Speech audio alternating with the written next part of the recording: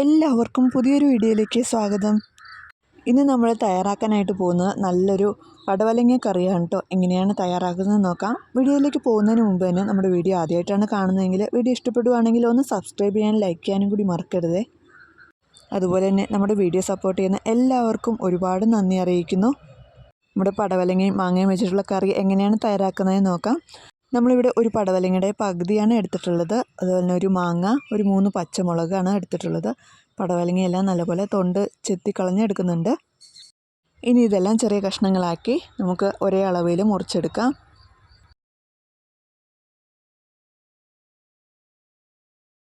പടവലങ്ങയെല്ലാം ചെറിയ കഷ്ണങ്ങളാക്കി മുറിച്ചെടുക്കുന്നുണ്ട്. ഇനി കൂടാതെ മാങ്ങയാണ് വേണ്ടത്. മാങ്ങയെല്ലാം തൊലി കളഞ്ഞെടുത്തതിന് ശേഷം പടവലങ്ങയുടെ ഏകദേശം സൈസിൽ തന്നെ മാങ്ങയും കൂടി മുറിച്ചെടുക്കണം.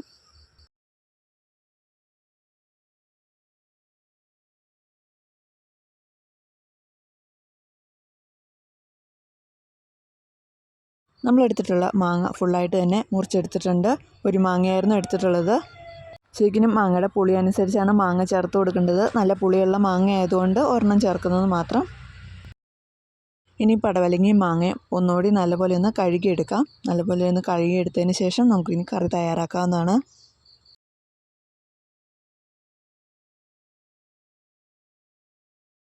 ഇനി വേണ്ടത് നല്ല പച്ചമുളകാണ്. ഒരു 4 വലിയ പച്ചമുളക് എടുത്തിട്ടുണ്ട്. അത് നല്ലപോലെ ഒന്ന് കീറി നടുവേ ഒന്ന് പൊളന്ന് നമുക്ക് ഇട്ട് കൊടുക്കാം.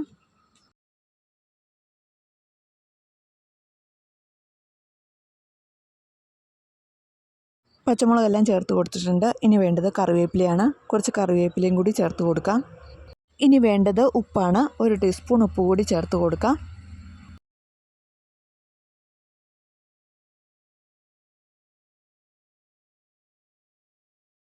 ഉപ്പും ചേർത്ത് കൊടുത്തിട്ടുണ്ട്. ഇനി അടുത്തായിട്ട് ചേർക്കുന്നത് മഞ്ഞൾപ്പൊടിയാണ്.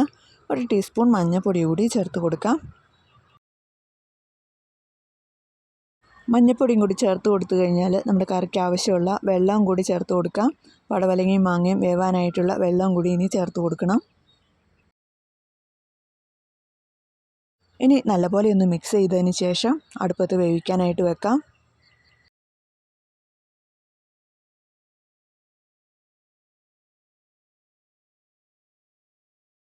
നല്ലപോലെ മിക്സ് ചെയ്തെടുത്തിട്ടുണ്ട്. ഇനി അടുപ്പത്ത് വെച്ച് നല്ലപോലെ ഒന്ന് തിളക്കിയോളം വേവിച്ചെടുക്കാം.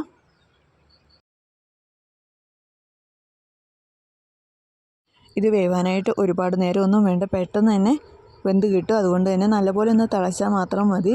ഇനി ആ സമയമാകുമ്പോഴത്തേക്കും നമുക്ക് അരപ്പ് കൂടി തയ്യാറാക്കണം. അരപ്പിനായിട്ട് ഒരു അരമുറി തേങ്ങ ചിരണ്ടി എടുക്കുന്നുണ്ട്. അരമുറി തേങ്ങയുടെ കൂടെ തന്നെ കുറച്ച് കാന്താരി കൂടി ചേർത്ത് കൊടുക്കാം. കാന്താരി മുളക് കൂടി ചേർത്ത് കൊടുത്തിട്ടുണ്ട്. എരിവിനനുസരിച്ചാണ് കാന്താരി ചേർക്കേണ്ടത്. ഇനി അടുത്തായിട്ട് വേണ്ടത് നല്ല ചുവന്നുള്ളിയാണ്. ചുവന്നുള്ളി ഒരു 7 എണ്ണം ചേർത്ത് കൊടുക്കുന്നുണ്ട്. കൂടാതെ കുറച്ച് മഞ്ഞൾപ്പൊടിയാണ് അടുത്തായിട്ട് വേണ്ടത്. മഞ്ഞൾപ്പൊടി 1 ടീസ്പൂൺ ചേർത്ത് കൊടുക്കാം. കൂടാതെ തന്നെ മല്ലിപ്പൊടി ചേർത്ത് കൊടുക്കുന്നുണ്ട്. മല്ലിപ്പൊടി ഒരു 1/2 ടീസ്പൂൺ മാത്രം ചേർത്ത് കൊടുക്കാം. ഇനി ഇതെല്ലാം കൂടി നല്ലപോലെ ഒന്ന് പേസ്റ്റ് പോലെ അരച്ചെടുക്കണം. അരച്ചെടുത്ത പേസ്റ്റ് നമുക്കിനി കറിയുടെ കൂടെ ചേർത്ത് കൊടുത്താൽ മാത്രം മതി. അടുപ്പത്ത് വെച്ച് കൊടുത്തിട്ടുള്ള പടവലങ്ങയും മാങ്ങയൊക്കെ നല്ലപോലെ വെന്ത് വന്നിട്ടുണ്ട്. ഇനി ഇതിലേക്ക് നമ്മുടെ അരപ്പ് നേരിട്ട് ചേർത്ത് കൊടുത്താൽ മാത്രം മതി. അരപ്പെല്ലാം ചേർത്ത് കൊടുക്കുന്ന സമയത്ത് തന്നെ നമ്മുടെ കറിക്ക് ആവശ്യമുള്ള വെള്ളം കൂടി ചേർത്ത് കൊടുക്കാം. കറിക്ക് കുറച്ച് ചാറ് വേണമെന്നുണ്ടെങ്കിൽ കുറച്ചുകൂടി വെള്ളം ചേർത്ത് കൊടുത്ത് നല്ലപോലെ ഒന്ന് മിക്സ് ചെയ്യാവുന്നതാണ്. ഉപ്പെല്ലാം പാകത്തിനാണെന്ന് കൂടി നോക്കി വേണമെങ്കിൽ ചേർത്ത് കൊടുത്തതിന് ശേഷം നല്ലപോലെ ഒന്ന് മിക്സ് ചെയ്ത് ചെറുതായിട്ടൊന്ന് ഇനി കറി ചൂടാക്കി എടുത്താൽ മാത്രം മതി. അരപ്പെല്ലാം ചേർത്ത് കൊടുത്തതിന് ശേഷം കറി ഒരുപാട് തിളയ്ക്കണമെന്നില്ല, ചെറുതായിട്ടൊന്ന് ചൂടായാൽ മാത്രം മതി. അരപ്പെല്ലാം ഒരുപാട് നേരം തിളച്ച് കഴിഞ്ഞാൽ കറിക്ക് ഒട്ടും ടേസ്റ്റ് ഉണ്ടാവില്ല. അതുകൊണ്ട് തന്നെ കറി നല്ലപോലെ ഒന്ന് ചൂടായി നല്ലപോലെ ആവി വന്നാൽ തന്നെ നമുക്കിനി തീ ഓഫ് ചെയ്യാവുന്നതാണ്. നമ്മുടെ കറിക്ക് കുറച്ച് ഉപ്പ് കുറവാണെന്ന് തോന്നിയ കാരണം കുറച്ചുകൂടി ഉപ്പ് ചേർത്ത് കൊടുക്കുന്നുണ്ട്. കാരണം മാങ്ങ ഇട്ടേക്കുന്നത് കൊണ്ട് തന്നെ പുളി എടുത്ത് നിൽക്കുന്നുണ്ടെങ്കിൽ കുറച്ചുകൂടി ഉപ്പ് ചേർത്ത് കൊടുത്താൽ പുളി കുറച്ച് കുറഞ്ഞ് കിട്ടും.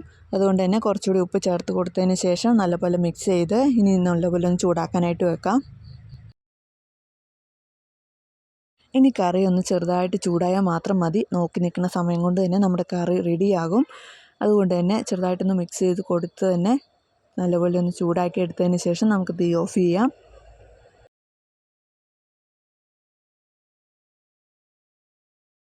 കറിയെല്ലാം പാകത്തിന് ചൂടായി കിട്ടിയിട്ടുണ്ട്. ഈ സമയമാകുമ്പോഴത്തേക്കും നമ്മുടെ തീ ഓഫ് ചെയ്യാവുന്നതാണ്.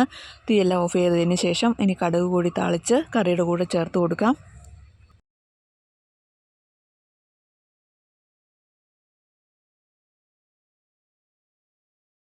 അടുത്തതായിട്ട് കുറച്ച് കടുക് കൂടി തളിച്ചൊഴിക്കണം. അതിനായിട്ട് ചീനിച്ചട്ടി അടുപ്പത്ത് വെച്ച് കൊടുത്ത് എണ്ണയൊന്ന് ചൂടായി വന്നു കഴിഞ്ഞാൽ കടുക് ഇട്ട് കൊടുക്കാം.